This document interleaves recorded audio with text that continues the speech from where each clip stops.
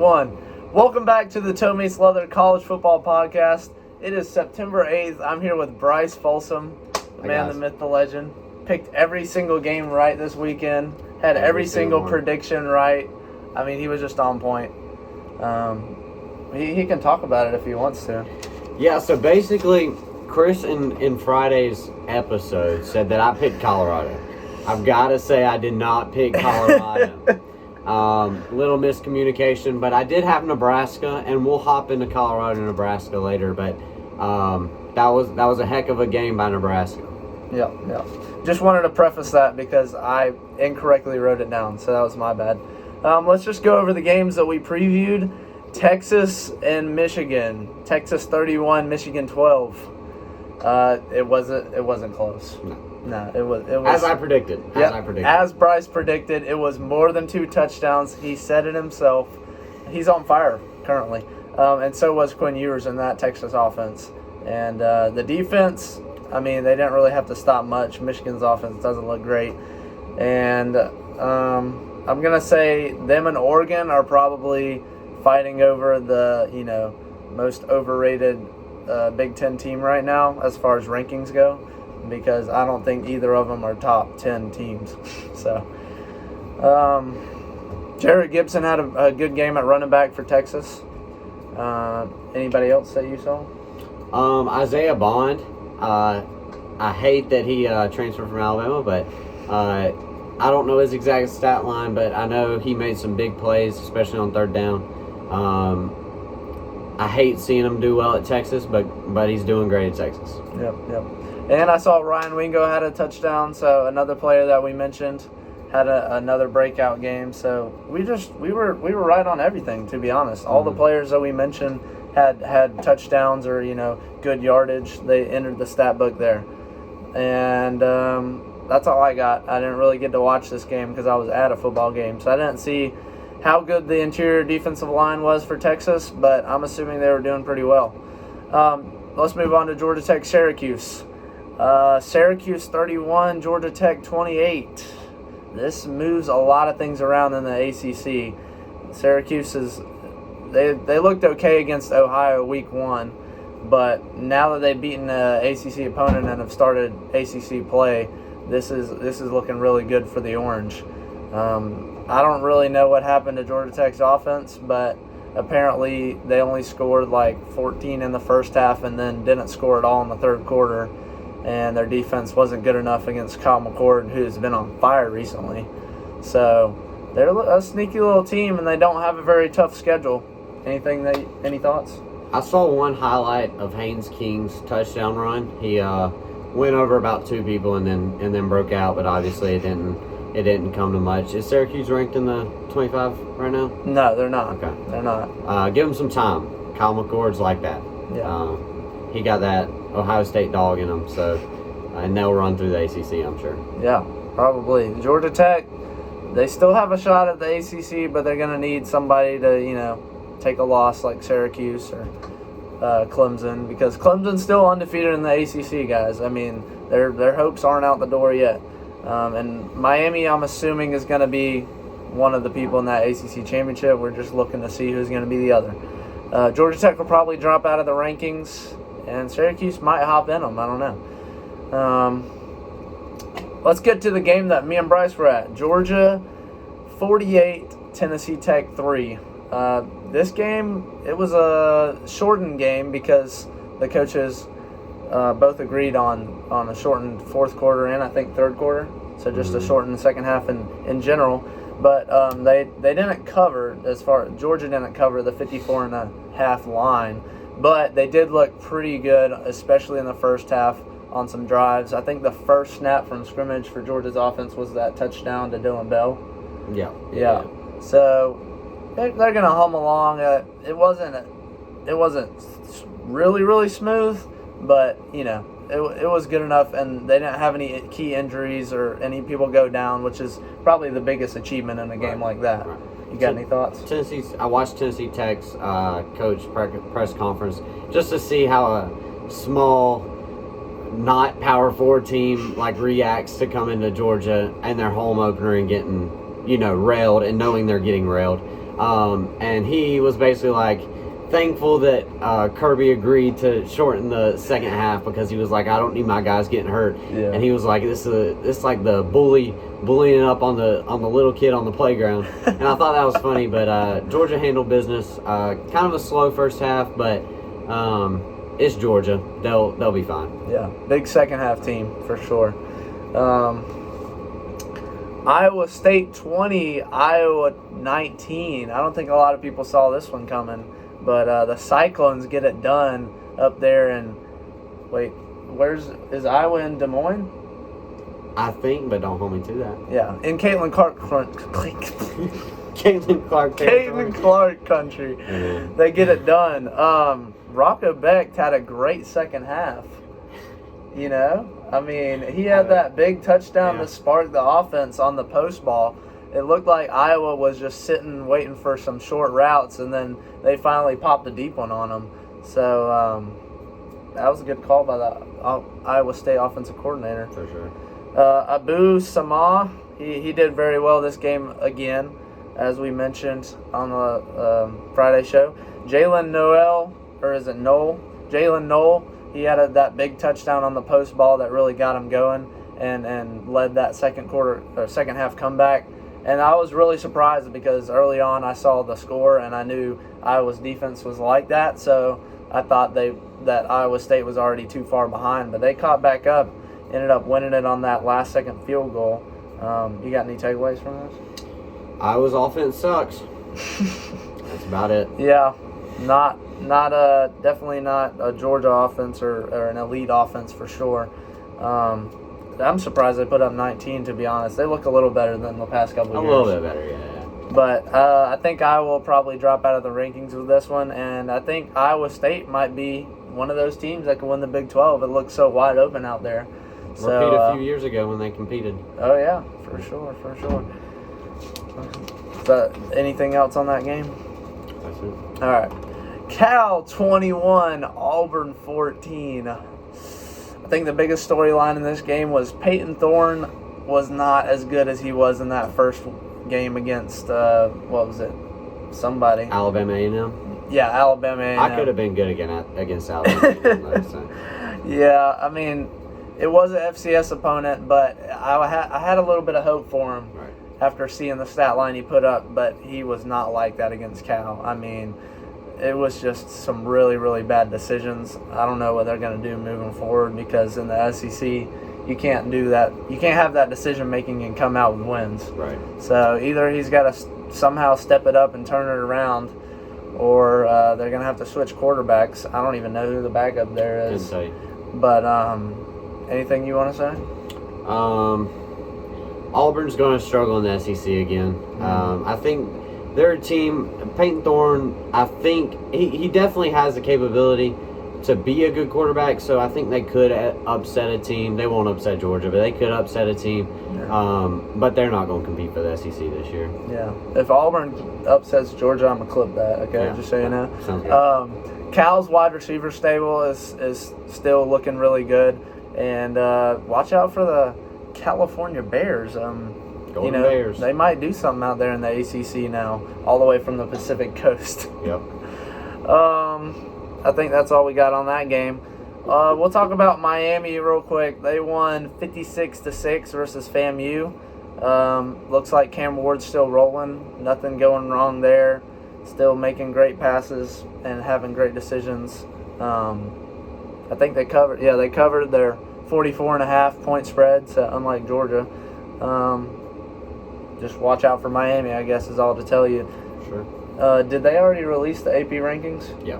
Were they in the top 10? I don't think so. Okay. I could be wrong though. Don't tell me. Well, they were 12 this Friday, so I don't know if they're up there at the 10 spot or not. But anyway, they're gonna be good this year. So USF at Alabama, honoring Nick Saban as they named the field Saban Field at Bryant-Denny. This game was way too similar to last year. A lot more high scoring towards the end, but that 17-3 was haunting me as USF is Alabama's kryptonite apparently. The game started awful. Way too many penalties on Alabama's side. Way too many. Saban looked like he wanted to get out of his seat and come down and coach. We needed him. The offensive line was good for the most part, just a lot of holds. They were getting some pressure on blitzes because we had a new left tackle because Caden Proctor isn't. It was Tyler Booker at left tackle because Caden Proctor is hurt for right now. So hopefully when he comes back, it'll be better. In terms of containing Byron Brown, they didn't for the first half and most of the third quarter. And that was the biggest question coming in was the defensive line. Our secondary looked good, but the defensive line, especially on the edge, just couldn't contain them very well. But Alabama ran up the score at the end, making it look a little bit better on the stat sheet, 42-6. Milroe had a good game, and I'd look for Kobe Prentice going further on, and then of course Ryan Williams had another touchdown, so that's always good to see. Yes, sir. Yeah, and I'd say Bryce called it with the quarterback there. Was it Byron Brown? I mean, he was tearing it up out there. He was taking on defenders, lowering his helmet, just going through people. It's kind of crazy to watch Alabama's defenders getting driven back by a USF quarterback, but he was like that in the running game. But then when they had to pass it late, there was a lot of 3 and outs because his passes were pretty inaccurate. Right. That's how Alabama got to run up the score there. That's all I got. Who they play next? We got Wisconsin at Wisconsin, 12 o'clock next week. That's going to be a very tough game. Yeah. It's just one of those hard-nosed games against Wisconsin, so we'll see how that goes. That'll be fun to watch for sure. All right, Florida 45, Samford 7. Florida actually scored points. DJ Lagway is the way, folks. He might rejuvenate this offense just enough to get like 2 more wins this season, with Florida's schedule. Bet the under. Bryce is saying bet the under. But in all seriousness, DJ Lagway looked really good. I got scared for a second. I was watching the game, and he took a hard hit and looked like he was concussed.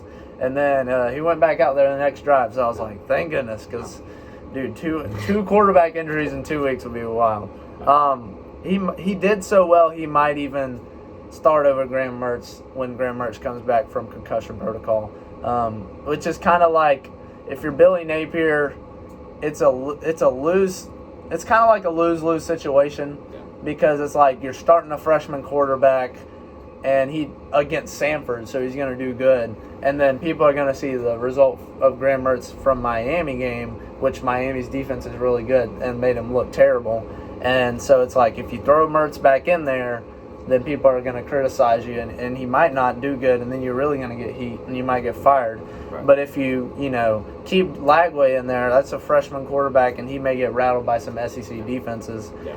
And when he has a lot of potential moving forward if he get some time to develop, But we'll find out come next week when they play Texas A&M in the Swamp. They're going to get beat. Yeah, I don't know, because Connor Wegman's pretty bad. So if Florida can have some kind of offense, A&M's offense can be bad enough to where Florida's defense looks good.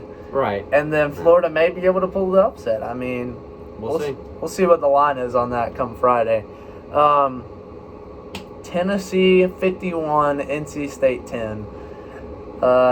This one definitely blew the spread line out of the water, which was Tennessee 9.5. So Tennessee looks pretty good.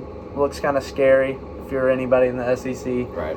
And Maliava still looked razor sharp. He had a interception early on in the game against NC State, and they were all talking. They were like, how did you respond to this? It's all about how you respond. And then he went out there and, put up a bunch of points. So right. I think he responded well. Yeah. NC State, from here, I don't know how good they are. I don't know if they're going to be able to compete for that ACC championship spot because they just don't look very good offensively still, even with Grayson McCall. And then defense isn't as strong as it normally has been. It's still good, but it's just not like that elite defense that can just hold teams to like 10 points and 3 points that it has in the past 2 years. Right. I'm sure they'll drop out of the rankings, and Tennessee, I don't know where they are in the rankings. I think they're top 10. Top 10. Yeah, I think they're top 10. Because they look really good, so that would make sense, beating a ranked NC State team. Dylan Sampson still looked good at running back for Tennessee. Dante Thornton Jr., I'm sure he had some good catches. And, yeah. Do you know who Tennessee has next, by chance? I don't know. We might have to pull that up. You want to pull that up while I talk about the next one? Yeah. All right, FSU versus the Bye. Seriously, my sources are telling me that FSU lost to the Bye, but no, I'm just kidding. I'm just kidding. But DJ missed some more passes during practice. I'm going to be really interested to see who comes out at quarterback for FSU on Saturday. They're going to be playing Memphis at home, Mike Norvell's former team. And this looks like, to me, it's just shaping up to be a lose-lose spot for Florida State. Because I feel like they're not going to blow Memphis out of the water, and they should, talent-wise. But they got a strong possibility to lose as well, just outright. So I think they're going to have Brock Glenn as the backup, but if you put in Luke Kromenhyken, the highly touted 4-star receiver for Florida State, they just recruited, he's a freshman, that would be interesting to see. But I don't know if they're ever going to take DJ out of the starting role because of just how much they paid him in NIL probably. But it will surely be interesting come Saturday. So I'm sure a lot of FSU fans will be watching in agony. Yeah. I think that they'll have to lose another game they shouldn't lose, like against Boston College, for them to put Brock Glenn in. And DJ's going to have a bad game for that just because, like Chris said, they've invested so much in it. Yeah. And Tennessee has Kent State next week, so they'll handle them. Tennessee is ranked number 7, and Miami is ranked number 10. So going off what we were saying earlier. There you go. Yeah. And just looking at the ACC standings here, Boston College, Syracuse, and Virginia are at the top right now because they're the only 3 that have played a ranked ACC game besides Georgia Tech and Wake Forest and Florida State. But all 3 of those teams I just mentioned, the last 3, already have a loss. So and Florida State has 2. Yeah, and Florida State has 2. So Miami, let's see who they play next if they open up ACC play. I know they play Virginia Tech in like 2 weeks. Ball State. They play Ball State. So yeah, their first ACC game is Virginia Tech on the 27th. Yep. So that's interesting. That game's a Friday night game, so that'll be a lot of attention from the national media on it, and that'll be fun to watch for sure. Yep. Going into the next game, Colorado at Nebraska, like we talked about earlier, the line was 6.5. Nebraska covered big time. Nebraska, what defense was a question against Shedeur. Shedor's a great quarterback. He's going to be top 5 in the next class. But going into Nebraska, I saw a lot of Instagram posts about like the toughness level, like on NCAA, with Nebraska being number 1, and we saw Travis Hunter doing his little dances to the Nebraska fans chanting vulgar language at him, and but Nebraska proved themselves. Dylan Raiola is a very good quarterback. Yeah. You can't say much because it was Colorado's defense. Yeah. And Matt Rule showed that in his post-game interview on the field. He said that everybody was talking about Colorado's stars, but Nebraska's defense is a star. Yes. And so they're confident right now. Nebraska's a really good team. Matt Rule's a really good coach. Dylan Raiola is their future. And I'm excited for what Dylan Raiola can do. I think they'll surprise some people in the Big Ten this year. They are, I don't know what ranked teams they play. So I don't know their schedule off the top of my head, but I think they are definitely capable of beating a ranked team. especially if they play like a Penn State or Michigan, they can definitely beat Michigan. I think they ended up with Ohio State. Okay. But I don't know if they can beat Ohio State. No Michigan. And I think the Ohio State game might be at Ohio State. So that'll be tough. That'll be a tough one. But I'm not sure if I think they just drew Ohio State and no Michigan or Penn State. Okay. So that's a good thing. Yeah, for sure. But it would have been nice to pull Michigan now that we know they're not very great. All I have to say about this game is Bryce was right. Again, he said toughest defense that Shedeur faces, ? And they only got 10 points scored on them. So I'm assuming that this is probably going to be the toughest defense they have faced. Yeah. Like throughout the rest of the season, this is probably the toughest defense. And Colorado's offensive line can't handle pressure. Shedeur can't handle being hit that much like he was last year. And he even brought up, I think, in his post-game press conference, he said, did Raiola get hit as much as I did or something like that, just talking about how he's frustrated that the offensive line is so bad. And he has been since last year, and they're not going to win games if he keeps getting pressured like he is. Yeah. I will say that Dylan Raiola cross-body throw like off his back foot to that one receiver was crazy. I mean, and the receiver was like not in position, like the DB was in front of him, and he put his foot in the ground and came back and went in front and dove for it. And that was like, wow. Yeah. Like, first of all, the arm strength for him to be able to do that. Second of all, how dangerous of a throw that was. Right. And third of all, the catch itself by the receiver was all crazy. That was a crazy play. One quick note here.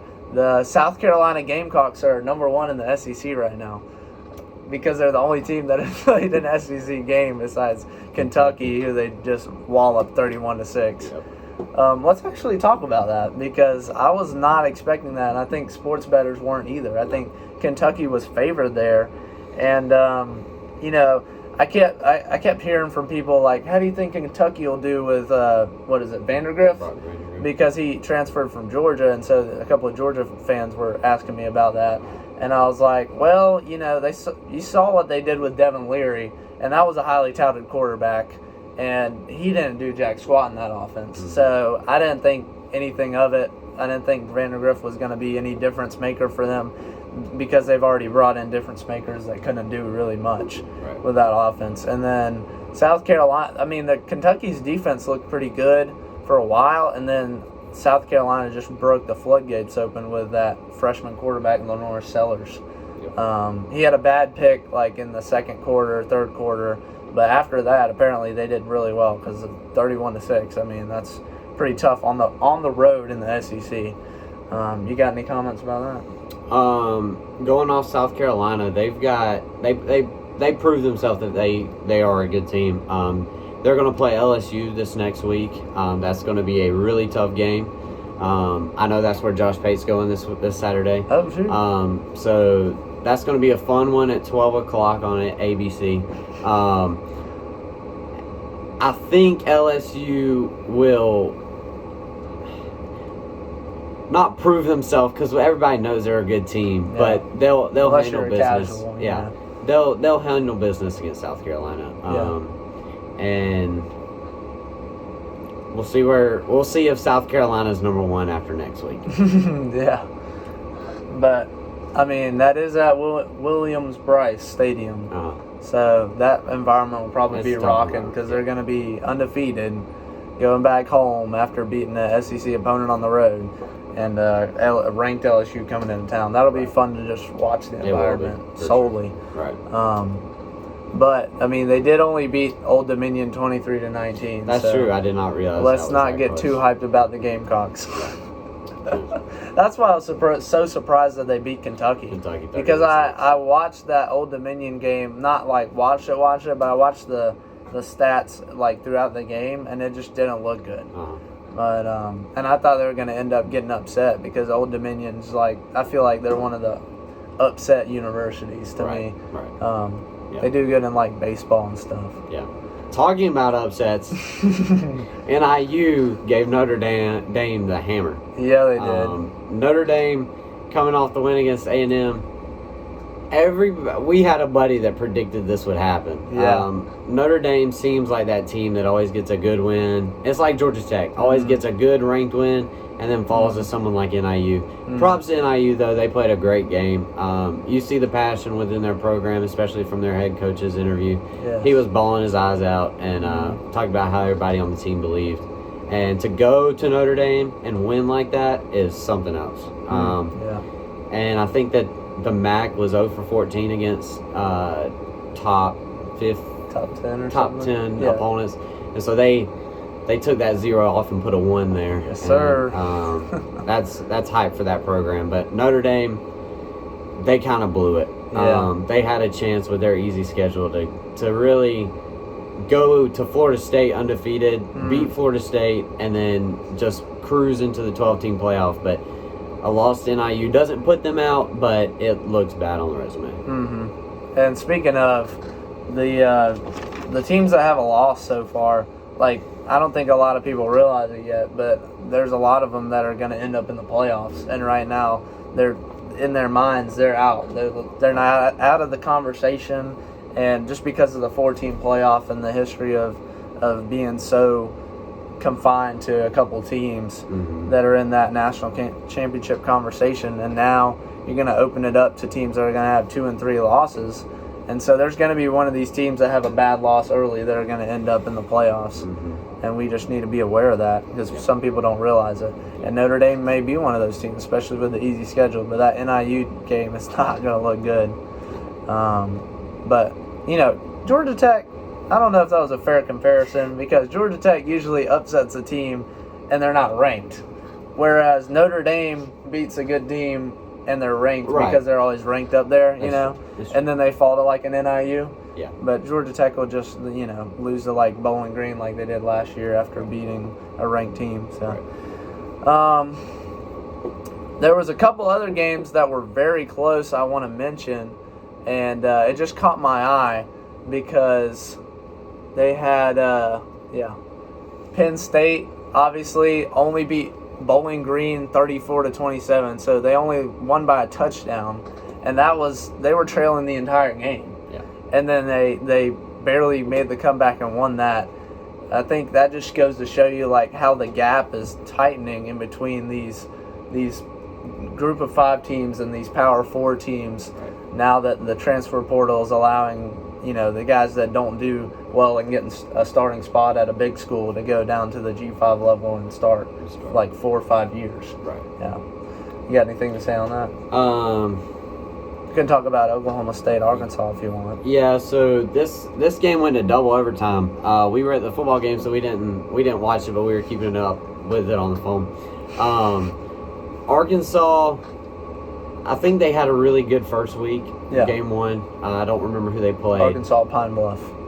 So, you know, yeah, a high school team. Yeah, they put up some good numbers against them. But Oklahoma State, I know it was close the entire time. I'm assuming they trailed for a good bit of the game. I think both teams had a chance for a game-winning field goal in the fourth quarter.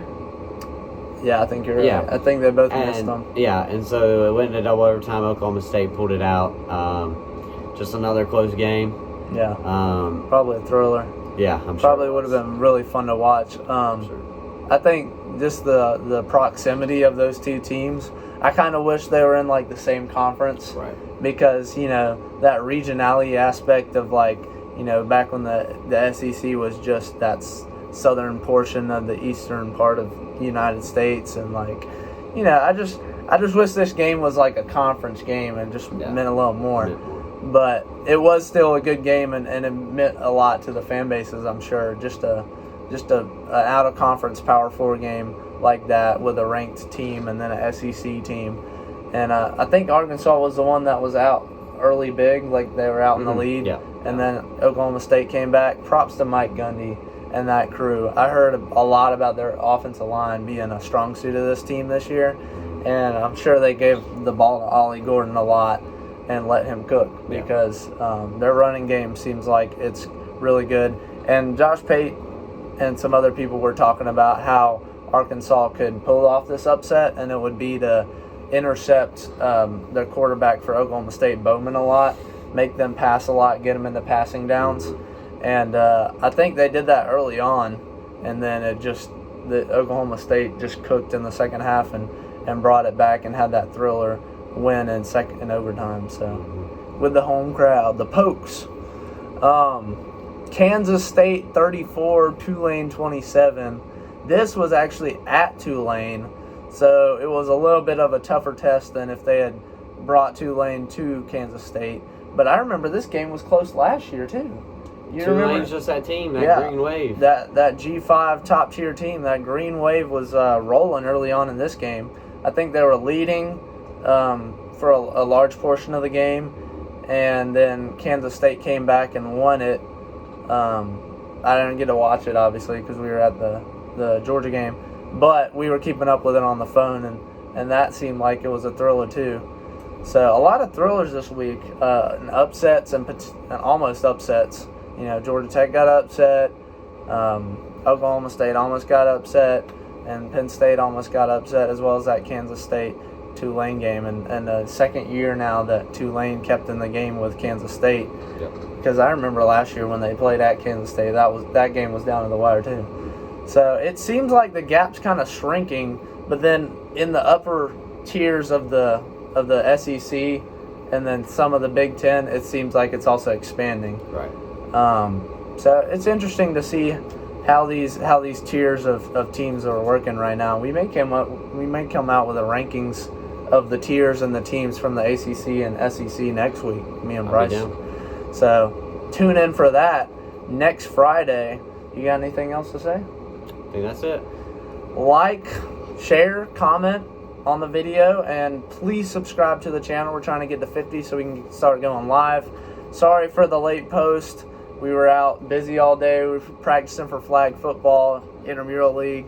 So Tri-Sig. Yeah, Tri-Sig. Yeah. So hopefully we can get it done Tuesday. That's our first game at 6. And if you're in Athens, you should come out and support, to be honest. But anyway, it was good to have y'all on, and we'll see y'all Friday. Peace. See you guys.